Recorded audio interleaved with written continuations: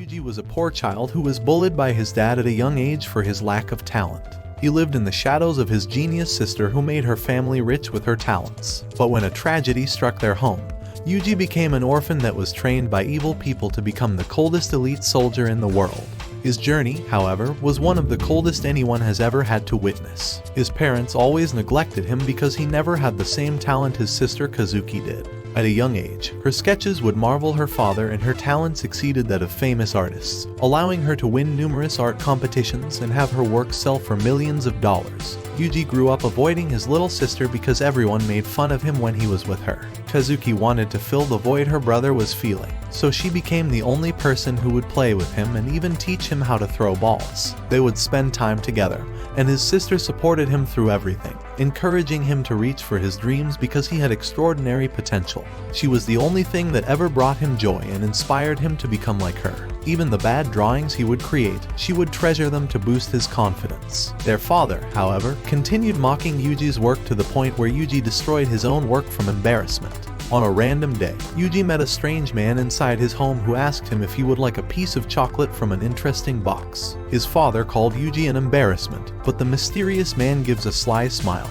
As years passed, Kazuki began hiding her talent and even cancelled her art studies in Paris. Instead, she would spend time reading manga with her brother, saying that he should do this to make friends rather than being lonely his entire life. She doesn't want Yuji to become the same person as their father, and tells him to start working on making some friends. At the same time, her occasional paintings became the sole income of their family, but their treatment of Yuji would get worse. His family would go out to eat every night, but only left cold stale bread for him. The only way he could eat the dry bread was by soaking it with water. Upon seeing this, Kazuki screamed at him to eat any of the food in the fridge, but Yuji tells her that his parents would be mad at him if he did that. Kazuki's sadness grows, apologizing for not knowing how badly Yuji's been treated and yelling at her parents for his mistreatment. Even then, nothing improved. His father would continue to blatantly show his hatred, and his mom began openly neglecting him to avoid his father's wrath. Once, Yuji came home late and told his sister that he was playing with a friend. Kazuki wonders if she's a girl, which he tells her that it was but worries that she would bully his new friend. She tells him that she's trying to determine if his friends are appropriate for him and gets mad at him for constantly making friends with girls. Kazuki's jealousy grows, and she yells at him that he needs to get her permission to be friends with girls. Yuji accepts, and she holds his hand, telling him that she'll find the right girl for him one day. Later that same day, Kazuki asked him if he would like to take a bath with her as normal siblings. Kazuki told him that siblings always do this, and asked him if he'd ever kissed a girl before like they do in the manga. Kazuki kissed him that day, telling him that this is the true love she shares with him, and taught him all kinds of things. Eventually, she enrolled at a regular high school, and joined the basketball team to hide her incredible talents. Her friends became like pawns of hers as she manipulated them. But her influence extended to her manipulation of her parents, and that scared Yuji more than anything. But Yuji depended on his sister, wishing that he could continue living that way forever until the day of the tragedy. A bus had crashed into a ravine, and a girl with red hair was the only survivor. Yuji's father fell into depression, and turned to the bottle. His wrath began growing, and his mother began hiding him whenever his father came home. The only thing Yuji would remember is hearing his father yelling at his mom as she would just take it and say, "I'm sorry." He became the worst father imaginable. So Yuji and his mother ran away to a new home where she finally treated him like a normal son. He would enjoy her hand cooking and felt like he was living in heaven even if they were broke. As long as they were away from their father, they found happiness together like that. But their peace wouldn't last, and a year later, Yuji's father had finally found them again. He tells Yuji's mom that she will lay him another golden egg, and Yuji tries to tell his father to stop. He couldn't bear seeing his mother like that, but his dad knocked him into the fridge. As this occurred, Yuji stared at his father and was determined to end him. He remembered his sister asking him which hand he would use to kill a man.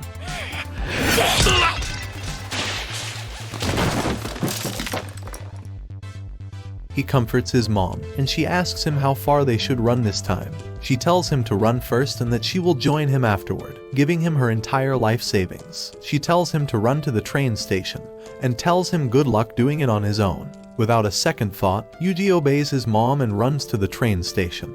But hours pass and he begins hearing the ambulance sirens. As Yuji heads back to his home, he finds that his father had been slashed, and enters his home, only to find that he would never be able to talk to his mother again after that day. His consciousness faded, and he later woke up inside a hospital with only a note left from his mother. She asked him for forgiveness, wondering where she went wrong, and wishing that he could keep living on. With nowhere to go as an orphan, the mysterious man, Rei, became his guardian and began dressing him up as his little sister. But Yuji attempted to ignore his harassing guardian, as he now had walls where he could eat and sleep in. Nights passed, but on one of them, Rei's bodyguard came and was ready to harass Yuji, but met his doom by Yuji's hands. Rei came in, surprised that Yuji was able to follow through with it, and congratulates him on defending himself as he should have. Yuji asks if Rei is mad. Rei told him that he will make him into a strong tool, and sent him to his military compound to train him. His days were spent becoming the coldest soldier, and he happened to be Rei's favorite pupil.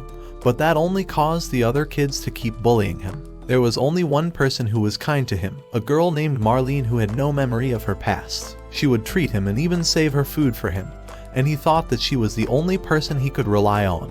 Rei would go by the name of Oslo on this island, and would even train using real knives with Yuji. He taught him to rely on knives and to kill before he gets killed. After all, everyone in the world was his enemy, including his own family. Oslo brainwashed him into believing that he was his only ally. The day of the final exam came, and his test was to kill the person standing in front of him.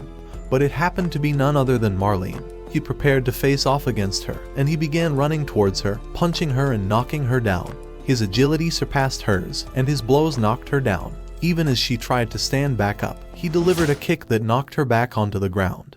But his memories of his mother being hurt by his father began flashing in his head. He remembered the images he saw that day, and his mind began shattering during the match. Marlene used it to her advantage, and kicked him down, standing on top of him and smiling. She began punching him, and Yuji believed that this was all to pay for his sin of ending his father. Before he knew it, Yuji had lost and became a disappointment for Oslo. Inside the jail cell, Marlene comes in to treat his wounds, crying and apologizing for hurting him because she wished she hadn't done that to him. Marlene would continue trying to feed him and being the only one talking to him until the day of her graduation. She told him goodbye and that she would see him again, but that was the last time he ever saw and talked to Marlene. The nurse revealed the sad news to Yuji after her first job, and Yuji wondered if he'd been able to save her by beating her instead of being kind. After graduating, Yuji took on his first assassination mission, and disguised as a maid into a rich man's room. While he was distracted, Yuji managed to complete his mission. His assassinations continued being successful, until one day they broke into Oslo's home. The law enforcement destroyed all of the people standing in their way, and nearly cornered Oslo after destroying all of his security. They discovered an underground passage and a steel door that guarded it. After blowing it up, the only thing they found was a white-haired child sitting inside, and Yuji's white hair fell off. Asako looks at the boy, realizing that she's found something interesting. Oslo was able to escape through the water. Asako decides to take Yuji with her to Japan, but JB decides to follow her along because she needs to supervise the two of them. Inside the hospital, Asako commands him to get out of bed within the next 40 seconds. She hits him in the head and continues threatening him, so JB yells at her to be more gentle with the kid. But Yuji has never experienced kindness and wouldn't know how to respond, so Asako treats him like garbage and tells him to cut this out. She grabs his face, saying that she's going to be his god from now on. Inside her home, she commands him to change his dirty clothes, but what they see shocks them in their place. His body is filled with scars and gun wounds, and he hasn't eaten in weeks. Asako tells JB to bring drinks and food for them, but at the dinner table, Yuji doesn't eat. Instead, when a fly comes by, he crushes it with his hand. As he stares at the fly, his mind freezes and he screams in fear and throws up. Asako comes to comfort him, telling him not to puke in her disgusting home. He sleeps at night, and Asako realizes that his mind is more broken than she thought. Because while she bathed him, she saw 2 gun wounds, countless knife gouges, and broken bones. Asako thinks it may have been easier for him to just unalive, but she vows that she will protect him as his god. The next morning, Asako is sitting on top of Yuji attempting to force him to eat, but Yuji begs JB to save him. Asako tells him to quit sweet-talking the dumb blonde because she's so lonely and stupid she'll listen to anything. You're a victim!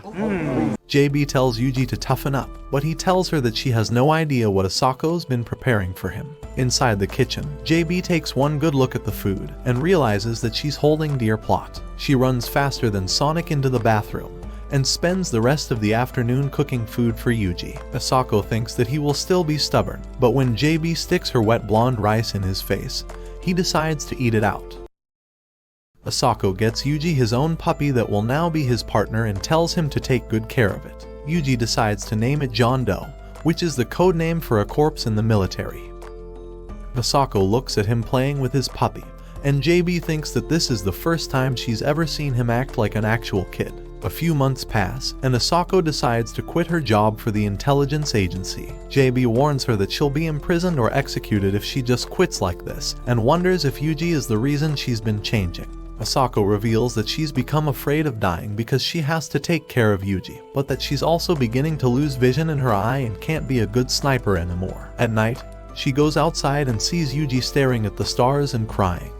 Yuji continues growing, and as he goes on a run, he remembers Asako's words that he needs to run faster to be popular with the girls in elementary school. As he continues growing, Asako tells him that running isn't enough in middle school, and that the bad boys who are capable of fighting are the ones who get girls. She begins training him to toughen up, teaching him to be a person who is strong and fights for the right reasons instead of using his strength to harm others. She teaches him to use whatever he needs to win, so he calls out for his dog to bite her. Finally, she teaches him that fighters are only popular in middle school, and that girls only like smart people in high school. If only that was the case for me. Asako makes him read all kinds of books, whether it's manga or non-fiction, telling him that she'll buy him everything. After all of his reading, he finds Asako cleaning her gun while smoking. She asks him if he's ever fired one of these before, and takes him to the wilderness the next day. He fires his first shot from 300 meters and completely misses. However, he's determined to get it in the next shot, and Asako promises him a present if he does. He aims and fires, hitting the target. As promised, Asako gives him a case with the number 9029, which was her agent number. This sniper rifle will be Yuji's from now on. However, she tells him that he needs to follow his path without ever giving up. Yuji asks Asako if he could call her his master, because to him, she wasn't a mother or a sister. She was least of all a father. The only thing she became to him was a master. During the winter, Asako gathers ammunition for Yuji and they go out together on a hunt. He aims at a deer, and Asako tells him to not waste a single bullet because they will cost the taxpayers money. However, Yuji falters and is unable to pull the trigger. Asako realizes his weakness and doesn't blame him because he's been through more than any other kid. On a random day, Yuji wakes up to his dog barking but finds a bear has broken into their home. Quickly, Yuji rushes to his bedroom and takes out his gun, but only comes back to see John being bitten by the bear. He takes aim to save his dog, but his mind blocks him from taking action, and he fails to fire at the bear. As the bear leaves, Yuji builds up his courage to go take his dog back. His life of fear will no longer stop him from saving the one he cares about, so as he runs to and is ready to aim, he slips on the snow and fires, clogging his gun. The bear notices and is ready to eat him alive, but Yuji uses his knife to slash at the bear. The bear knocks it away in a single hit, and Yuji's entire mind flashes with the words to end the bear. With a simple stick, he blinds the bear's eye and gets his gun, pointing it down the bear's head. A rustling comes from nearby, and he sees a couple cubs walking towards his dog because it's their food. Yuji wonders why his dog, why his family, has become their food. He wonders why it couldn't have been any other life that had nothing to do with him, and screams in pain as he fires. He later comes back to Asako with his dog's collar, and she asks him what happened. Yuji couldn't kill the bear in the end, and tells her that no matter how hard he tried, it was no use. She hugs him to her chest, telling him that it's okay. They spend the sunset burying his dog's collar, and Yuji wishes he could be as strong as Asako so that he can die happily. Asako tells him that his life isn't just some meaningless excuse until he dies, and that she knows he can't kill anything unless she gives him a direct order. However, she reminds him that his food and shelter are all given by the taxpayers, so he is indebted to making sure he can protect them.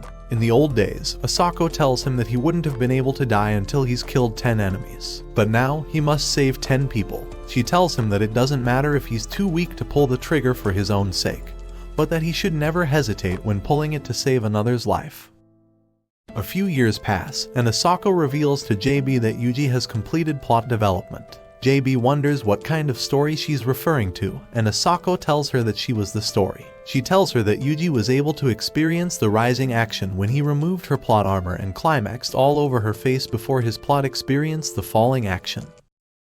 JB yells at her for doing something that she should have never done, But Asako tells her that's why her plot will never be developed. After all, they're a man and woman who have been living together for 2 years. Yuji remembers being in the shower with Asako and her asking him when his birthday was. Yuji told her that today was his birthday, so she asked him what he would want for his birthday. Yuji tells her he wants a nicer guardian.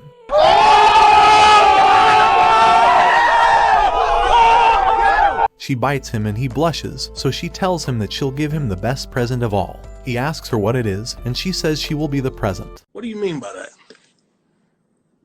That was how his first time went, and JB goes on to ask if they've only done it once. Asako goes on to say that they've completed plot development every single day since. Yuji comes back with the ramen, and JB pretends like they weren't talking about anything because she's afraid Yuji heard them. Asako tells her that this is why she's never experienced a climax. She asks her to give him a try because she's trained him well, and tells her to have a few drinks in the meantime. After a few bottles, Asako calls to give Yuji a special mission. Now that JB is completely wasted, she wants Yuji to give her a good time. He pulls her to the bedroom and doesn't let her go. He calls her by her first name, and instead of eating the meaty dinner he was preparing, she ends up getting devoured by his meaty rifle.